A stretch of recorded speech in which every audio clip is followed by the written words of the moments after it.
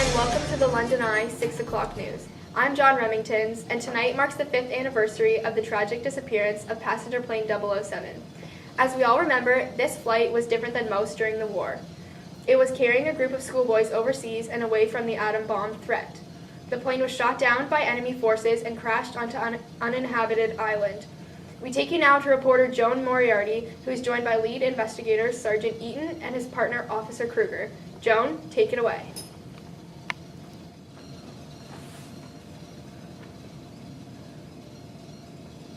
Thanks, John, and thank you too for joining us here today. So, Sergeant, can you describe to us the scene that you approached on when you first found the island and the boys? Sure thing, Joan. I can call you Joan, can't I? Of course I can. All right. So, what originally attracted me to the island was, well, the initial smoke kind of caught my eye, and then it kind of occurred to me that there may or may not be a fire on the island. And so I thought, being like the genius that I am, I was like, okay, well, I'm going to go check it out. So I went over to that, and I'll tell you what, Joan, I will tell you what. This little one comes running up to me, and I see him.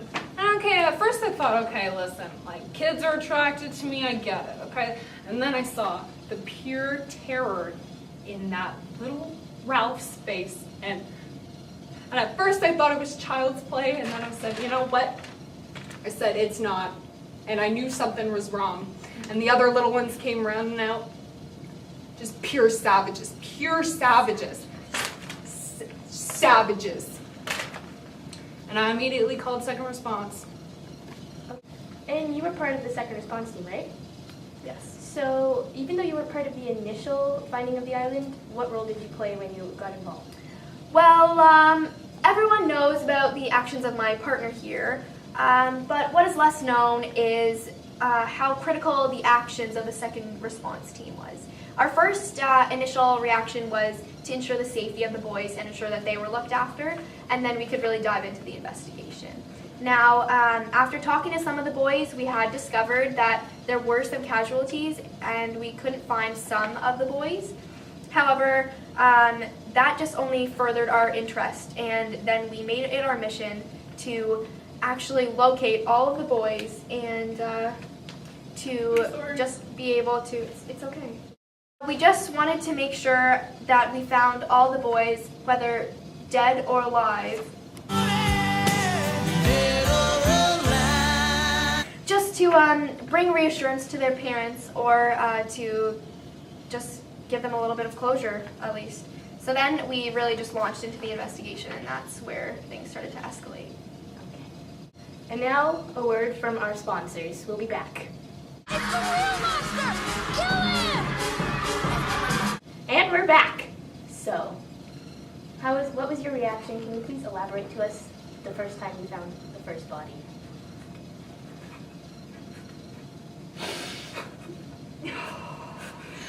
I still have nightmares about poor Simon. It was so hard. He was mangled.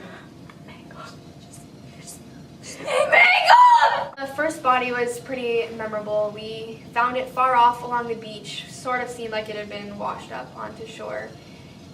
The body was it was a wreck. It looked like it had been attacked by an animal. It was just so badly beaten. I don't know if you felt the same as I did, but it was definitely hard to see that for the first one.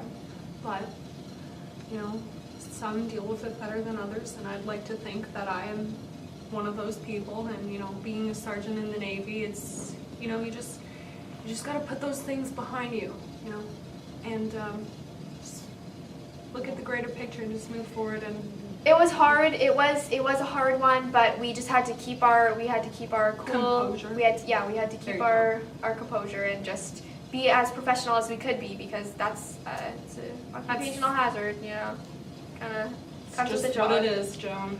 That's What it is. It turns out that that boy was Simon, our little Simon. We were only able to locate his upper half. I'm not quite sure what happened to the rest of Simon, but we're sure we were Rest able in to. peace. I identified that it was Simon for sure. We knew right off the bat it was Simon. Who do you think it is? Be quite certain. I'm not even sure that's a human. Rock, paper, scissors. Rock, paper, scissors. You win. Simon. I win. Piggy. All right. All right, It's all right. I guess it's Simon. All R.I.P. right. Simon. And there was a second boy on the island who died, right? Yes, correct. He's missing a foot. Missing a couple arms too. So what? Who's this? Who do you? Excuse me for a second. That's Peggy. That's That- Peggy. Can you give us some insight on how you figured out it was Piggy? Piggy was a special boy, as we found out from not only his friend Ralph, but also from his auntie, who is very involved in his life. She's a wonderful woman. We found out that he had asthma, so it seems as though he wouldn't be as fit as all the other boys, and that would make life a little bit harder for him, a little bit harder than the already tough situation that they were in.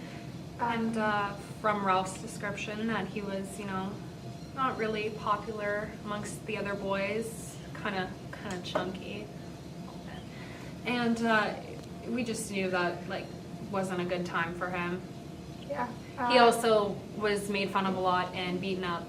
Poor kid had glasses. He Just his he had vision, it was a rough go. His vision was terrible, which couldn't have made it any easier for him. As previously mentioned, it appears as though he had a very tough time on the island, more so than all the other boys. And we also got really involved, and we did a whole bunch of DNA tests. Lots. Got a couple samples of his bones, brought them back. Whatever bones there was left. It's a tough time, but it's also a really joyful moment to have that closure for his auntie, and may he rest in peace. And there was one more death on the island, right? According to the boys, it was the Mulberry Kid, they called him. Yes. And he died somewhere near the beginning of their adventure on the island. Mm-hmm. And according to the other boys, he mentioned something they called the Beast. Could Oh. you elaborate? Did you find any evidence? Yes. Now, the Beast was a very controversial, but also a very large issue with the boys. No one knows for sure what the Beast was, or if there even really was a Beast. But there's a lot of different perspectives as to what it was, if there was one. It really was just a figure of their imagination, which varied for each child. Now, some people thought it was some sort of winged creature with fangs, as we found out, and large wings that they were said to be flapping during their when they saw him in the middle of the night. I don't know if you wanted to tell them how you came up with this sketch of the Beast.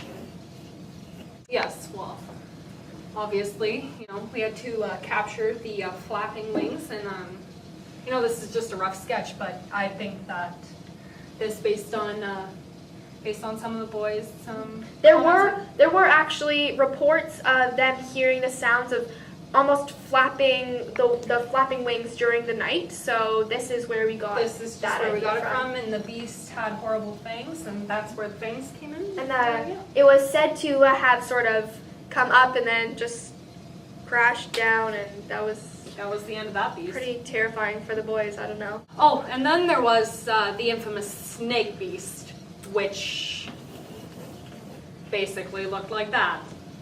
And it was said to have disappeared creepers in the morning. Yeah. Fascinating. And how do you think the boys survived on that island for so long all on their own? Well, during our exploration of the island, we did find several carcasses of. I'll tell you what, Joan. Sorry. Really disturbing. I found a pig's head just staked in the ground on a stick, and from that we.